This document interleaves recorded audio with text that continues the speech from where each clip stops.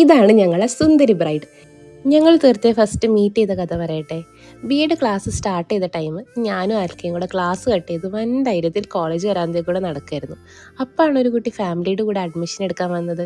College office അന്വേഷിച്ച് നടന്ന അവർക്ക് ഞങ്ങൾ കാണിച്ചു തരാമല്ലോ എന്നും പറഞ്ഞ് ഓഫീസും തീർത്തേക്ക് ആൽക്കയുടെ ഹോസ്റ്റലും കാണിച്ചു കൊടുത്ത് അവിടെ അഡ്മിഷൻ എടുപ്പിച്ചു.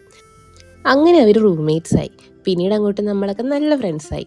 ഞങ്ങളുടെ കൂട്ടത്തിൽ ഏറ്റവും കൂടുതൽ ഫാഷൻ സെൻസ് ഉള്ളത് തീർത്തയ്ക്കായതുകൊണ്ട് ഞങ്ങൾ അവളെ എസ്തെറ്റിക് ഗേൾ എന്നാണ് വിളിക്കാറ്. ആൻഡ് ഷീസ് ആൻ അടിപൊളി ഡാൻസർ ആൻഡ് സിംഗർ.